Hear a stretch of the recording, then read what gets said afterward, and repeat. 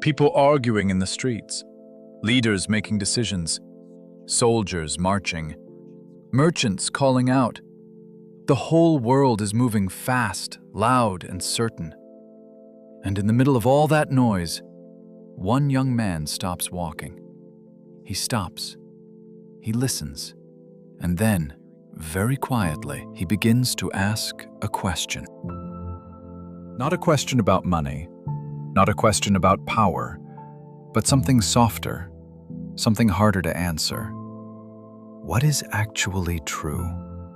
That single moment, that pause, that question, would become one of the most important things that ever happened in human history.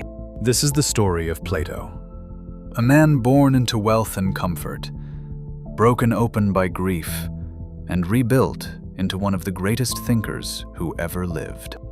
You are listening to Calm English Stories, a quiet place where language meets life, one beautiful story at a time.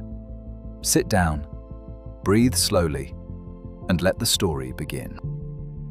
Long before universities existed, long before libraries filled entire buildings, there was a city on the edge of the sea.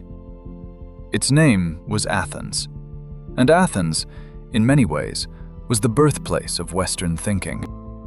It was not a perfect city. It was loud, complicated, and sometimes deeply unfair. But it was alive with questions.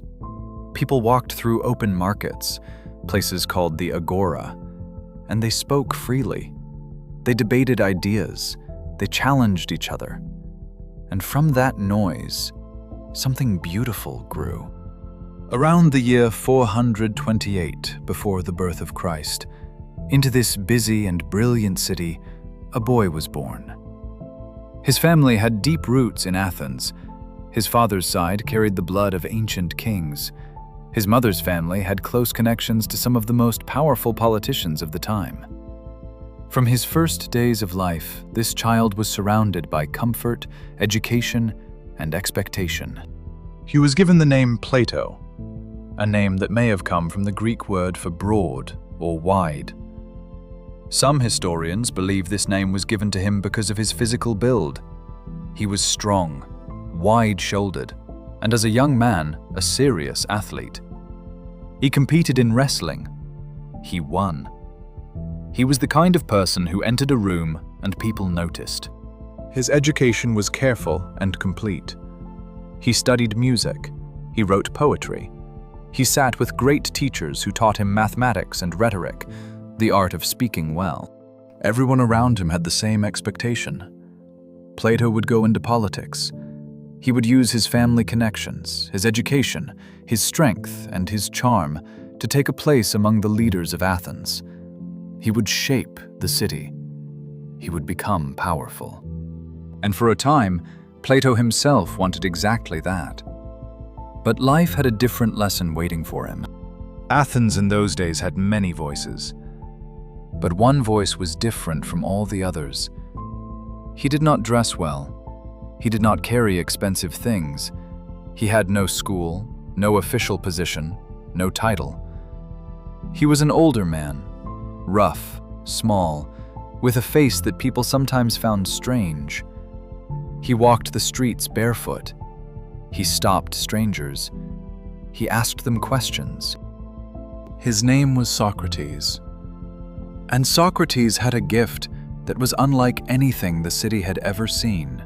He could look at a person who was absolutely certain of something, a general who believed he understood courage, a poet who believed he understood beauty, a merchant who believed he understood fairness. And with just a few gentle questions, Socrates could show them, but unmistakably, that they did not truly understand at all. He could look at a person who was absolutely certain of something, a general who believed he understood courage, a poet who believed he understood beauty, a merchant who believed he understood fairness. And with just a few gentle questions, Socrates could show them, but unmistakably, that they did not truly understand at all. He did not embarrass people to hurt them. He asked questions to help them see more clearly. He believed that the unexamined life, a life where we never stop to ask why, was a life not fully lived. When Plato first came close to Socrates and began to listen, something shifted inside him. It is hard to describe that kind of change. It happens sometimes when we hear a piece of music that seems to say exactly what we have always felt but never had words for. Or when we read a sentence in a book and we stop and think, yes, that is true. That is exactly it. For Plato, hearing Socrates was that moment. He put aside his plans for politics. He put aside his ambitions for power. He began spending his days with this strange, shoeless, endlessly curious old man, walking through the streets of Athens, listening to conversations, turning ideas over in his mind like smooth stones in water. Through Socrates, Plato began to understand something that would become the foundation of his entire life's work. He began to feel that the world we see, the buildings, the faces, the busy streets, is not the whole story. Somewhere underneath all of that is something deeper, a kind of truth that cannot be touched with hands or seen with eyes. Something that can only be approached with a carefully thinking, patiently questioning mind. He did not fully understand this idea yet. He would spend the rest of his life exploring it. But before he could go further, something terrible arrived. In the year 399 before Christ, the city of Athens turned against Socrates. The charges were serious, that he had corrupted the minds of young Athenians and disrespected the gods of the city. These were serious accusations in that time and that place. A trial was held. Citizens voted. Plato sat in the courtroom and watched. Socrates did not collapse under pressure. He did not change his story to save himself. He stood quietly before his judges and spoke the same truth he had always spoken. He said that a life without questioning, without honest reflection, was not truly a life worth living. The judges were not moved. The vote went against him. Socrates was sentenced to die. He drank poison, a liquid made from a plant called hemlock, and passed away quietly, surrounded by the people who loved him most. Plato was among those who witnessed it. What he carried away from that day was enormous. Not just sadness, though the sadness was real and deep. Not just anger, though that was real too. What he carried was a kind of fire, a determination. He would not let Socrates disappear. He would not let those conversations, those questions, those careful, patient, beautiful moments of thinking simply fade away into silence. He would write them down, all of them, every idea, every argument, every question, and every discovery. He would give them a home on the page, where they could survive long after both teacher and student were gone. And so Plato began to write. The texts Plato created are called dialogues. They are written as conversations, and in most of them Socrates appears at the center, speaking, questioning, guiding others toward understanding. Reading them today, even thousands of years later, you feel the aliveness of those conversations. You feel the excitement of a mind working hard to understand something true. What is justice? Plato wrote an entire dialogue exploring that question. What is love? He wrote about that too. What happens to the soul after death? What is the best way for human beings to live together in a society? What does it mean to be a good person? Through his writing, Plato was not just preserving the past, he was building something new. He was developing his own ideas, his own understanding, and finding, slowly, his own voice. After the death of Socrates, Plato also left Athens for a time. He traveled to Egypt, to parts of Italy, to the island of Sicily. He met mathematicians and scholars. He studied how different cities were governed. He watched carefully and thought constantly. He was trying to answer a question that was now deeply personal to him. He had seen a wise and good man killed by a powerful and unjust society. So his question was not abstract. It was urgent. What does a just society actually look like? And what kind of person must lead it? He did not find easy answers, but he gathered experience, depth, and wisdom that would shape everything he would later teach. When Plato returned to Athens, he was no longer young. He was mature, focused, and full of purpose. And in the year 387 before Christ, he created something the world had never quite seen before. He built a school. He called it the Academy, named after the garden of olive trees where it stood on the quiet edge of the city. But this was not a place where students simply sat and copied down what a teacher said.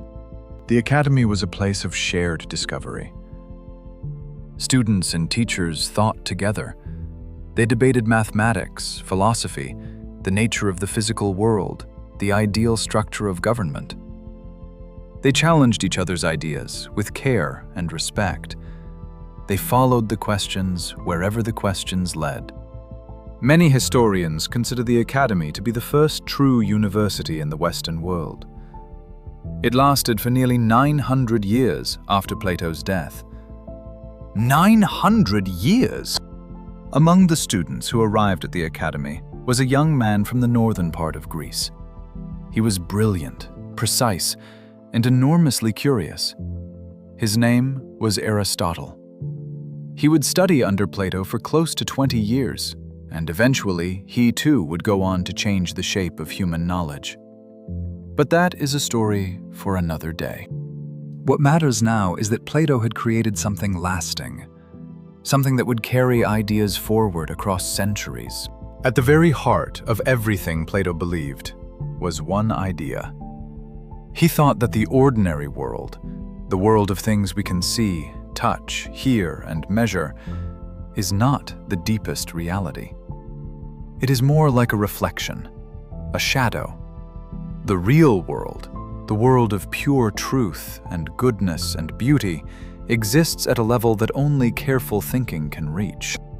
To explain this, Plato created one of the most famous stories in all of philosophy. He asked people to imagine a group of prisoners inside a dark underground cave. They have been there their whole lives. They are positioned so that they can only see one wall in front of them. They cannot turn their heads, cannot look around. Behind them, a fire burns. Between the fire and the prisoners, other people walk, carrying objects. The shapes of those objects cast moving shadows onto the wall ahead. The prisoners watch those shadows every day. They name them, they study them, they argue about them, and they believe, completely and sincerely, that those shadows are the world. That is all they have ever known. Now imagine one of those prisoners is unchained. He turns for the first time. The firelight hurts his eyes. He stumbles. He is confused. Everything he sees is unfamiliar and difficult. But slowly, he begins to move toward the opening of the cave. Slowly, he climbs toward the light.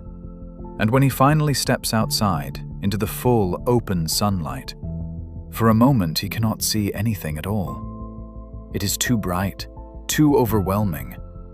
But then, gradually, his eyes adjust, and he sees the world as it truly is. He understands then that every shadow he spent his life studying was not reality. It was only the outline of something real. The real thing, warm, bright, complex, and alive, was always there. He simply had not been in a position to see it. Plato believed this story described every human life. We are all, in some way, sitting in the cave, and learning, true learning, honest thinking, the courage to question what we believe, is the slow, sometimes uncomfortable process of turning around, of walking toward the light. He believed that every person held within them the capacity to find truth, not by being told what to think, but by learning to think deeply and honestly for themselves. Plato died around the year 348 before Christ. He was close to 80 years old, a long life and a full one. He left behind a collection of written works that remained among the most carefully read texts in the world for more than 2,000 years. Philosophers, teachers, scientists, political thinkers, writers, across cultures and centuries, have returned to his words again and again. Not because he gave us all the answers, but because he asked the right questions. He showed the world that thinking carefully, sitting quietly with a difficult question, refusing to accept easy answers, following an idea with patience and honesty, is not a small or useless thing. It is one of the most profound things a human being can do. And here is what I find beautiful about Plato's story. Even from this distance of more than 2,000 years, he did not begin as a philosopher. He began as a young man with ambitions and plans, walking through a noisy city. He lost his teacher. He felt grief. He traveled far from home. He sat with hard questions in difficult places. And from all of that, not despite the difficulty, but partly because of it, something remarkable grew. You are here today, listening to this story, practicing your English, spending quiet time with ideas. That is not a small thing either. Every word you understood today is a step forward. Every moment you stayed with the story, even when it was a little challenging, is proof of something real. The same desire to understand that Plato spent his entire life honoring. This is Calm English Stories, and this is your space to grow, one story at a time. If today's story reached you in some way, I would love for you to share that below. What part stayed with you? What felt new? Your words matter here. Until next time, keep listening, keep thinking, and keep walking slowly toward the light.